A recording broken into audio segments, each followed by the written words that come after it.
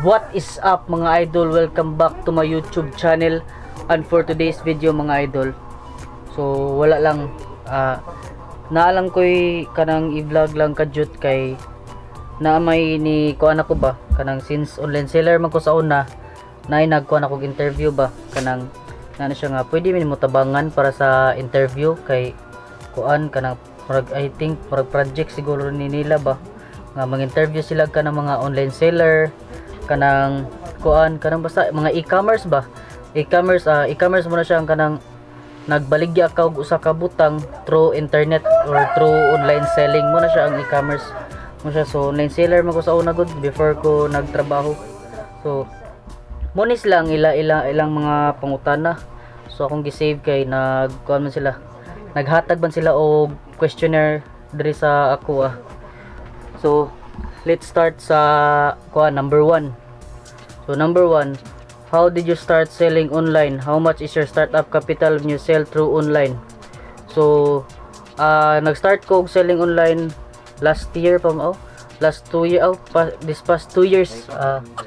past 2 years nag-start ko din ang akong capital to gamay ra gud mga kuan ay so na first of all kuan ko ato reseller ako sa og mga iPhone ngana reseller ako pero kuan wala ko'y kapital ato na patungan ra nako ba na ako'y supplier nya na patungan lang nako ang iyahang kuan ang iyang ihatag nga price nako then wala ko nagkapital. So kuan lang kanang reseller lang muna gitawag reseller, wala ra ko nagkapital ato. Then number 2 is before you became an online seller, what jobs are you into? So before ko na online seller kay kuan ko sa una kanang sales demo ba. So napog ko yung mga idea sa pagpamaligya na pod kay sales to kay kuan man ko sa una nagtrabaho ko sa Elizabeth Mall bitaw sa una nga mga baligya sapatos sinina. So ingana ba, so kabalo na pud ko model og tao ngana. And number 3, what pushes you or motivates you to enter e-commerce?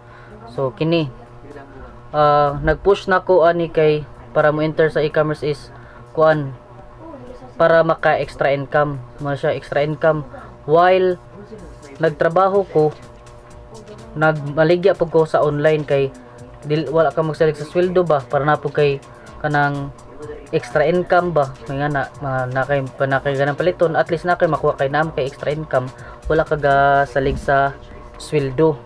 So muna siya may nagpush na ko nga maong musud ko sa e-commerce. Then number 4 is what products do you sell of all things? Why those? Ang akong gibaligya sa una kay kuan iPhones mo siya, iPhones og mga sapatos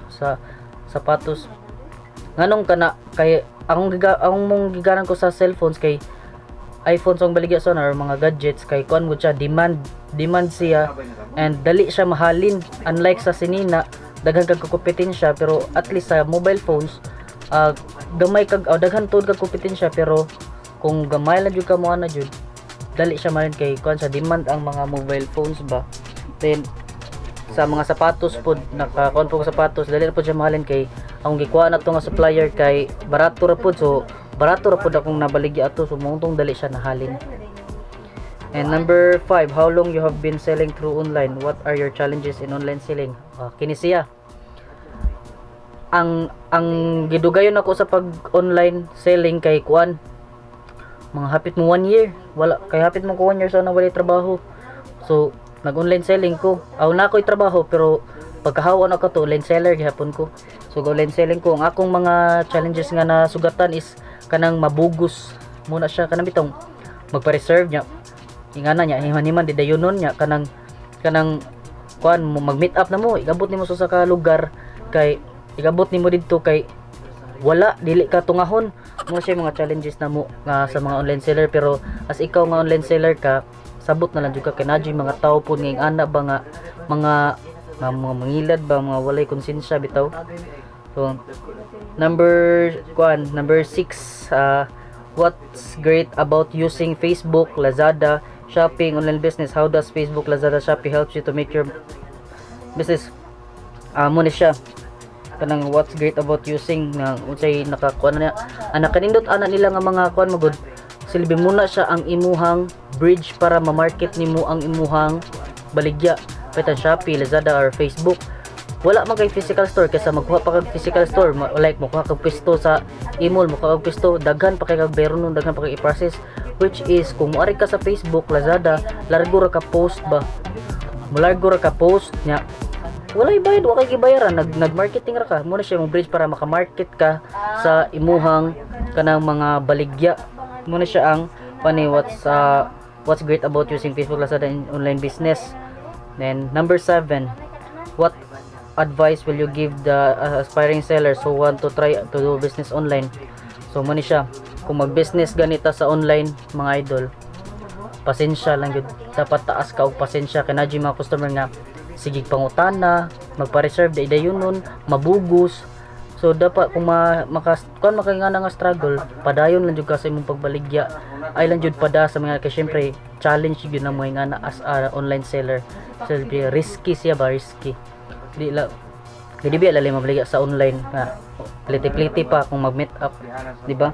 Muna siya. Number 8, how technology is shaping the e-commerce world today. How the technology shaping, para nako dako kay natabang ang technology sa e-commerce karon kay tungod ana nga technology nakabuhat mi og kuan nga maka-market mi sa amuhang baligya nga less hassle, like Facebook, Lazada nga less hassle ba tungod sa technology, dako kay nagnatabang namo para maka-market mi. So more na siya ang akong kuan sa ilang questionnaire. So shout out din ninyo and thank you nga ako yung napili nga para interviewon kay kabalo sad ni sila nga lead seller ko. So and God bless, and please do like, share and subscribe to my YouTube channel para ma-update ka sa akong mga bagong videos, and God bless, I love you. Mwah.